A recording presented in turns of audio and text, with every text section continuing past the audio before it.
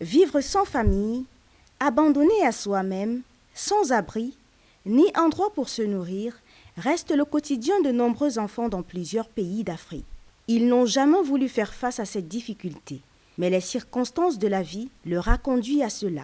Leur place, censée être à l'école, dans une famille, entourée d'amis, où ils peuvent s'épanouir, rire et découvrir le monde. Malheureusement, ils se retrouvent dans la rue, exposés à la consommation des stupéfiants. C'est la réalité de bon nombre d'entre eux à travers la capitale tchadienne, N'Djamena. Moi, je prends cool, je prends cigarette, je prends le boisson.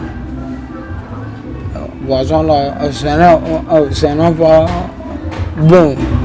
Les enfants sont souvent exposés à ces stupéfiants à un âge précoce. Quelles en sont les raisons? Il y a certains qui sont des orphelins, il y a d'autres qui sont des parents. Donc il y a certains qui sont sortis par civisme et d'autres par certaines méchancetés de marâtres. Il y a certains qui sont des margarines.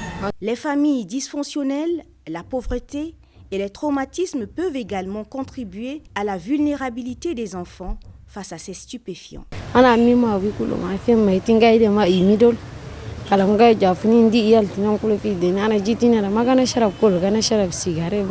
suis sorti à la maison. Si je pars à la maison, mon père il ne veut pas, elle me frappe.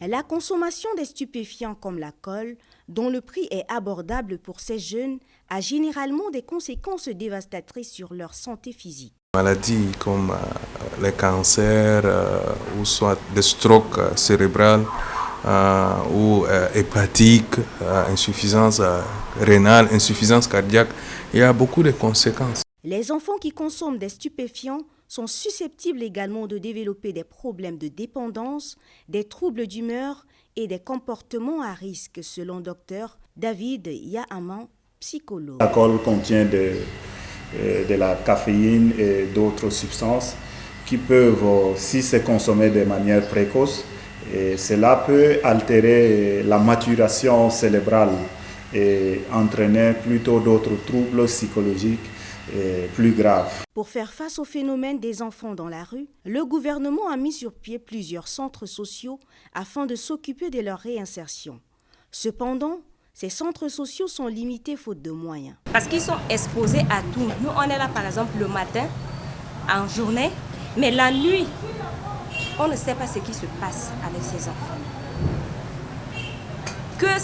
Pour que ces enfants prennent conscience, il faut vraiment que le gouvernement mette la main dedans.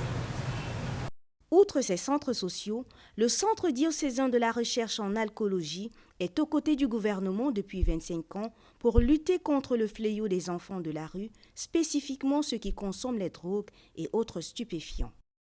Des cures 100% pour des enfants de la rue. Et après, il y a tout ce qui est réinsertion. Alors là, on essaye de voir avec des éducateurs spécialisés, de se dire est-ce que vous pouvez les accompagner. Donc il y a deux types, je dirais, de réinsertion possibles suivant leur âge. Il y a la réinsertion par l'école.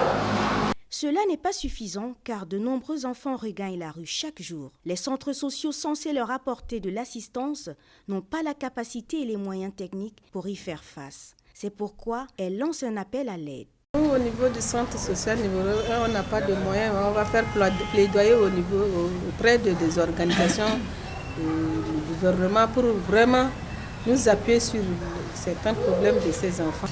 On passe des messages, mais messages sans agir. On ne fait que parler, Il n'est plus le temps de parler seulement, il faut agir. Si les enfants sont dans la rue, la faute peut être d'une part imputée à certains parents. Un appel à la prise de conscience est lancé. Nous tous, on sait que ces enfants sont nés d'une famille. Et il y a certains enfants que leurs parents sont là. Moi, je fais appel à ces parents-là. Je veux retourner à la maison. Je veux retourner chez mes parents. Paris, là, jamais inventé. La prise des stupéfiants au Tchad est une urgence nationale. Il est temps pour le gouvernement, les partenaires et les parents de prendre des mesures